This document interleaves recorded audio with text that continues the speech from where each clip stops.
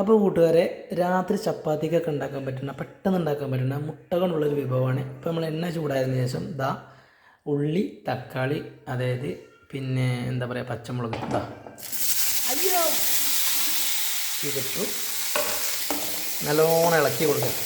ഞാൻ പെട്ടെന്നായതുകൊണ്ടേ ചെറുതാക്കായിട്ടൊന്നും കേട്ടോ, അങ്ങനെ അരിഞ്ഞിട്ടേക്കാണ്. നല്ലോണം ഇളക്കി കൊടുക്കുക. കുറച്ച് ഉപ്പിട്ട് കൊടുക്കുക, ആവശ്യത്തിനുള്ള ഉപ്പിട്ടോ. എന്നിട്ട് നല്ലോണം അതേപോലെ വീണ്ടും ഇളക്കി കൊടുക്കുക. ഉണ്ടോ, തക്കാളി, ഉള്ളി, പച്ചമുളക് ഒക്കെ ഒപ്പം ഇട്ടുകൊണ്ടോ. ആദ്യം ഉള്ളി അങ്ങനെ നല്ല ഒക്കെ ഒപ്പിട്ടിട്ടാണ്. നമുക്ക് ക്ഷമയില്ലേ, അതേ ടൈം വെയിറ്റ് ചെയ്യാൻ പറ്റില്ല. ഭക്ഷണത്തിന് വിശന്നാൽ പിന്നെ വെയിറ്റ് ചെയ്യില്ല.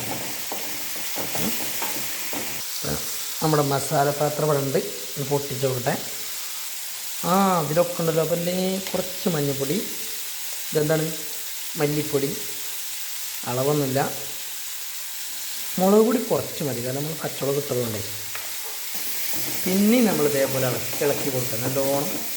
ഈശ്വര, മുളക് ഏറിയോ എന്ന് സംശയം, ഒരു സംശയമുണ്ട്, ചെറിയൊരു സംശയം, മുളക് ഏറിയോ.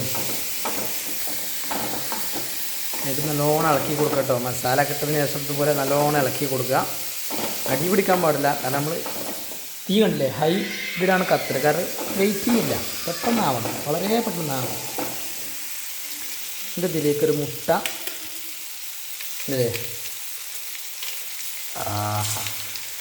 മുട്ട അങ്ങനെ ഒഴിച്ചു.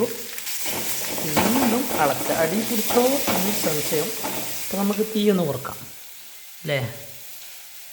ഓക്കെ, തീ കുറച്ച് ഇത് നമ്മൾ വീണ്ടും ഇതുപോലെ ഇളക്കും.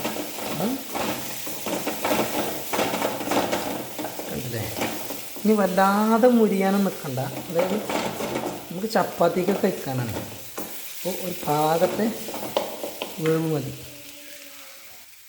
എന്നിട്ടൊരല്പം ഓയിലും കൂടി ഒഴിച്ചു കൊടുത്തു കേട്ടോ. കറിവേപ്പിലൊക്കെ വേണം, കറിവേപ്പിലൊക്കെ പുറത്താണ്, ഇനിയിപ്പോൾ പോയി എടുക്കാൻ കഴിയും. അപ്പോൾ തൽക്കാലം ഇത് മതി. സാധനം ഞാൻ ടേസ്റ്റ് ചെയ്ത് നോക്കട്ടെ. മൈ ഗോഡ്, അടിപൊളി. അപ്പോൾ സാധനം റെഡി. എങ്ങനെയുണ്ട്?